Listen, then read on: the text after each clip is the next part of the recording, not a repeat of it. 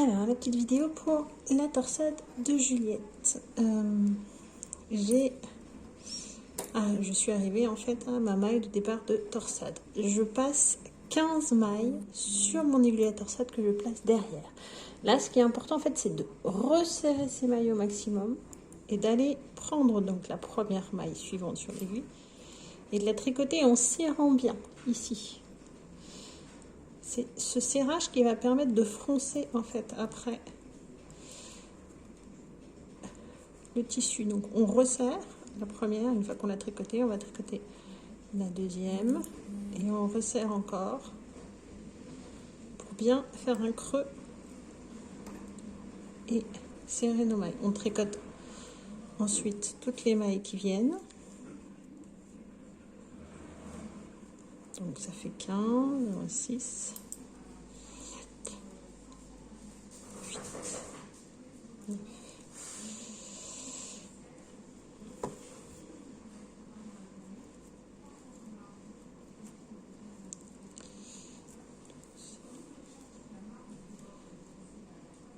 9.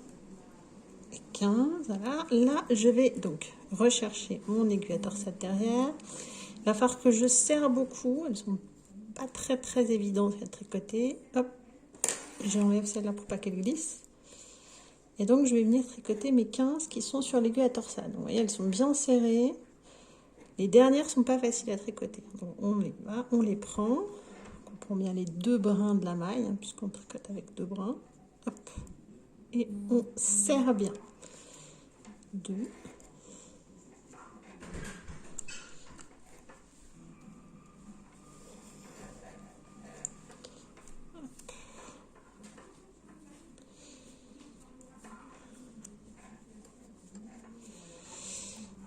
Donc, plus on s'approche des dernières mailles de l'aiguille à torsade, plus c'est un petit peu difficile à prendre.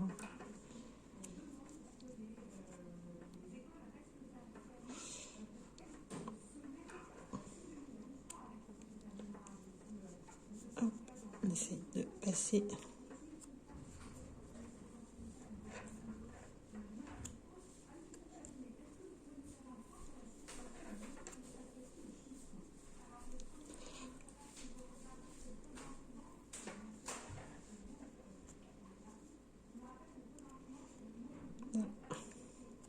Bon, donc on n'a pas beaucoup de fois à faire la torsade puisqu'elle est très large, mais c'est vrai qu'il y a beaucoup de mailles à passer. Quand on passe sur la torsade, c'est un petit peu fastidieux de faire les dernières. Donc là il me reste 3.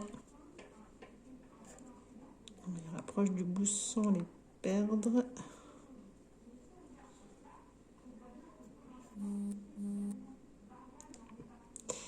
J'ai coincé mon fil dans mon marqueur. Hop. Voilà, encore 2.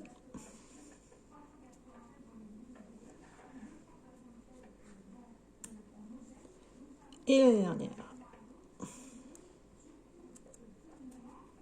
Ouais, elles sont un peu difficiles à prendre, c'est normal. Et on va retricoter les dernières mailles. Bon, là c'est sur un échantillon, mais vous avez jusqu'au bout du tricot.